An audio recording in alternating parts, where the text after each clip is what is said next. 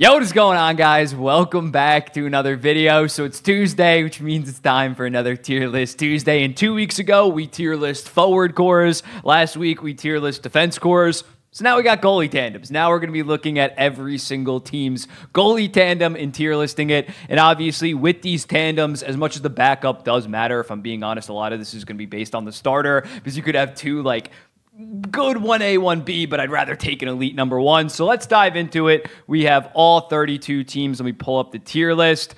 We're sticking to the basics. Great, good, solid, and meh. And up first, we have the Anaheim Ducks. I'm going to put him in meh.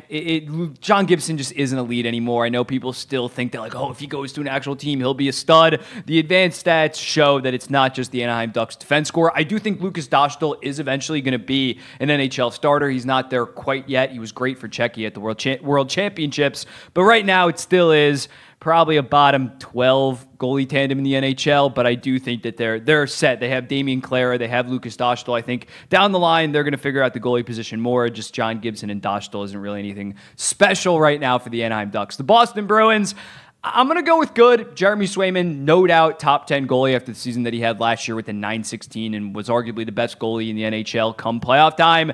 Korpisalo, I think, will be better in Boston. If not, I believe they have Brandon Busey that can maybe step up and be a solid backup. But when looking at it, Jeremy Swayman makes this a good tandem. They were the consensus best tandem the prior two seasons, but it's still solid. I don't think that Korpisalo can physically play worse than he did last year. Buffalo's tough, man. I think I'm going to go with good. UPL is very inconsistent. He was the best goalie in hockey for a 2 to 3 month period. He needs to put together a complete season. And Devin Levi should take another step this season. Didn't really quite live up to expectations after his amazing 7 games to finish out last year. But still, these are two young goaltenders that are hopefully only going to get better, only going to get more consistent at that age. You're pretty sporadic. So I think they actually have a pretty good goalie tandem. That probably is the strength of their team heading into next season. Calgary Flames, I'm excited for Dustin Wolf's rookie season for sure, but him and Dan Vladar is pretty bad. Relying on a 23, 24-year-old to be your legit starter, and Vladar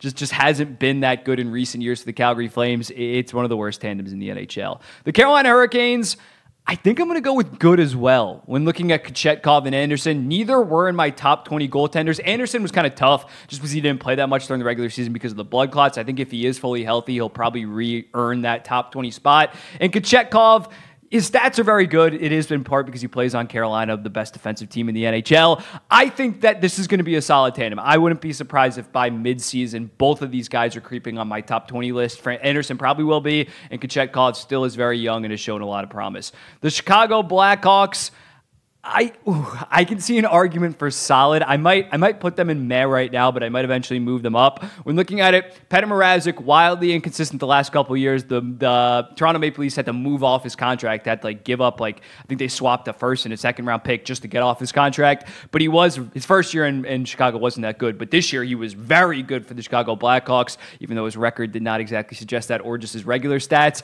And they just got Brossoit. So I think you can make an argument. I'm actually going to put it in solid as of right now, just because both of these guys were very good last season, and Brossoit has been one of the better backups in the NHL the last couple of years. It's going to be interesting to see how he plays when he's playing 35, 40 games. He's going to have to be tasked to. He's consistently been a 20 to 25 game guy, but I think right now it's actually a pretty solid goalie tandem. The Colorado Avalanche, Georgiev was actually pretty solid in the playoffs for them after game 1. I still didn't have him in my top 20. Justus Annunen, that's going to be a big wild card for them. He's a 24-year-old that was very good in the regular season for them. In 7 or 8 games, he had a .925 or something ridiculous like that. So he can really salvage this goalie tandem, but right now I think you got to put him in meh.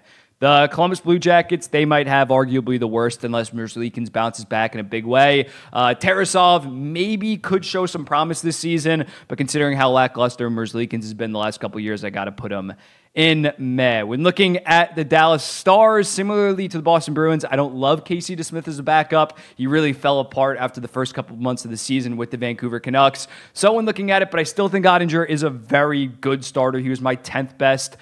I think I actually might move them down to solid, now that I think about it. Ottinger 10th. DeSmith is actually pretty a below-average backup for me, so I'm going to move him down to solid just for now.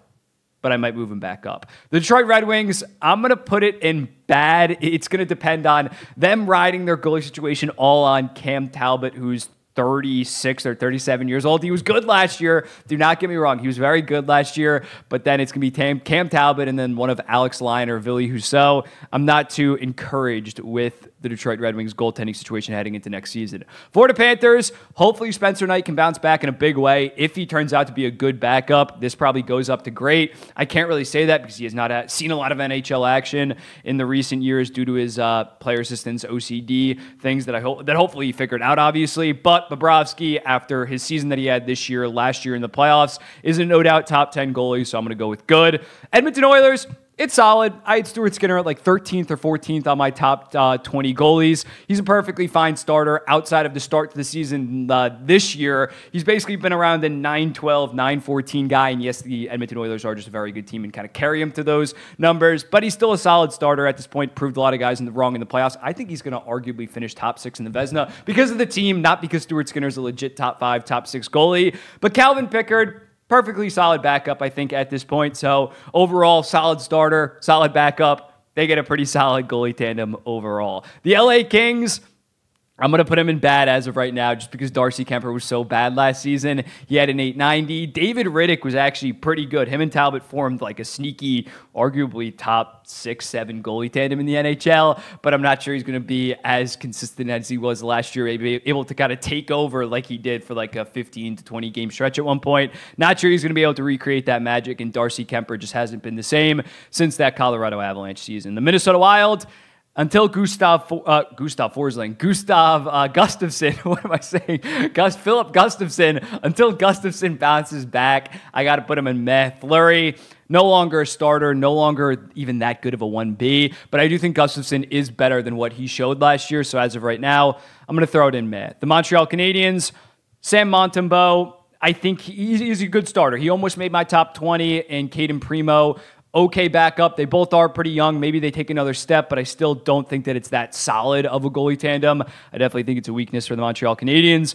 The Nashville Predators, UC Soros and Scott Wedgwood. It's good. I still fully believe in UC Soros. He was my number 5 overall goaltender, still in the NHL. And Scott Wedgwood had a bit of a down year this year, but was really good for the Dallas Stars 2 seasons ago. So overall, I think it forms a pretty good goalie tandem. The New Jersey Devils, I'm going to go with good as well. Jacob Markstrom is pretty erratic, is pretty sporadic season to season, but still a no doubt top 12 goaltender in the NHL. On top of Jake Allen, I think can be a serviceable backup. Definitely was miscast in Montreal, playing a little bit too many games, but I think he can be a solid backup in Montreal. In New Jersey. He was the 1A, 1B in Montreal. My New York Islanders, don't think it's biased to put him in great, especially considering how good Varley was down the stretch. Sorokin, not ideal, but he still had a 908 save percentage. It's not like he completely crapped the pants. I still think he's a top 10 goalie. Arguably, he was like my number 6. And Varley, 918 last year. The guy has put up at least a 910 every single season on the New York Islanders. He's arguably the best backup in the NHL now. It's between him and, spoiler alert, the New York Rangers are also in great. Igor Shesterkin, Jonathan Quick. Jonathan Quick, we're going to see how he's not going to be relied on to play that many games. He had to carry the load a little bit to start the season, but Jonathan Quick is a little bit sporadic season to season. Like 2 years ago, he sucked. This year, he was very good for the Rangers, but still, Shesterkin, my number 1 goalie right now, with Jonathan Quick, who played very well last season. They're definitely a great goalie tandem. The Ottawa Senators, it's between good and solid. It's going to come down to, can Anton Forsberg be a solid, good backup? I think that it's possible, but I think right now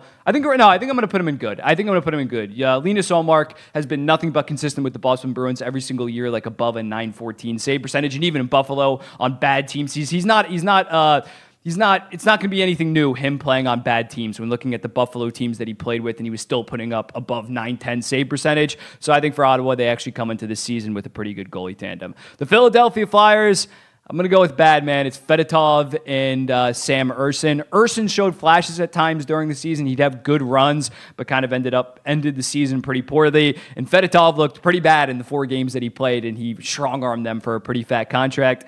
Without Carter Hart, it's not that good of a goalie tandem. The Pittsburgh Penguins, I'm going to put him in solid. Tristan Jarry, I think, gets a little bit overhated. Yes, in previous years, the Penguins were a good team, maybe propping him up a little bit. But when looking at guys with his track record, I think you got to have him as a top 12 to 15 goalie in the NHL. And Nedeljkovic was actually pretty solid as a backup, had a big bounce back year after being pretty disappointing in Detroit. San Jose Sharks, they're definitely better than they let on. Like Mackenzie Blackwood was actually okay last year. They don't have Capo Kakinen anymore. He's on the Winnipeg Jets. But Vitek Vanacek actually did kind of shit the pants. I wouldn't say that they're the worst goalie tandem at this point, but they're definitely like bottom 7, bottom 8. So I got to have them in the bad tier. The Seattle Kraken, I'm going to go with solid. I think Joey Ducourt was very promising last year for them. I think he can be a good starter. And Philip Grubauer is one of the worst contracts in the NHL, but I think more so in a backup role where he's only playing 25, 30 games and doesn't have to take on most of the workload.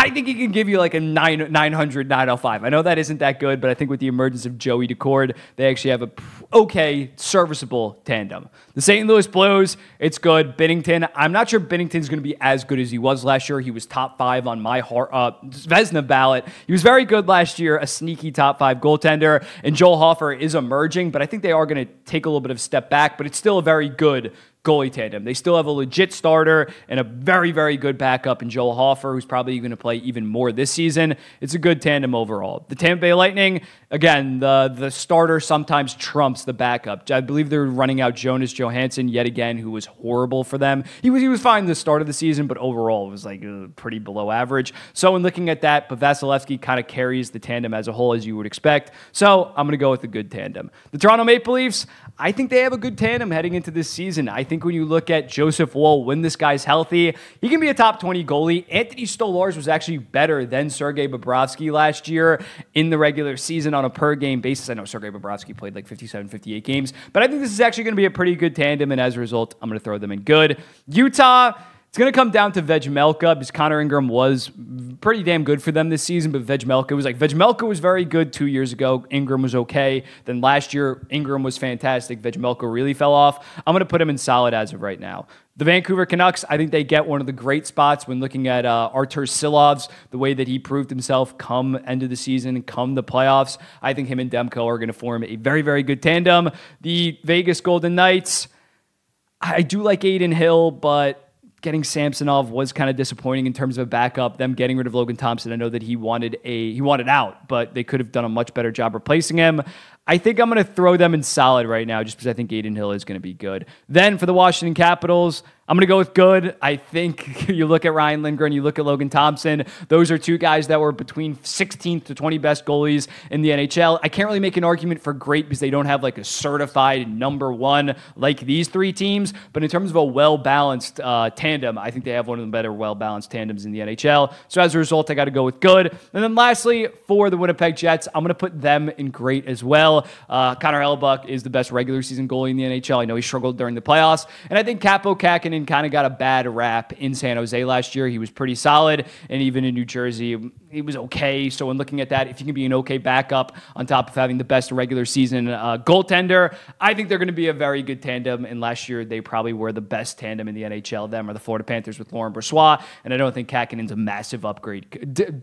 Massive downgrade compared to Brossoit. So here it is. I'll move I'm not really blocking anything. But yeah, let me know in the comments. I got a lot of in good. I might have to kind of like mix that around when I do. No, this is fine. I do agree with this. So let me know in the comments. What do you think about this? I'll be seeing the next one.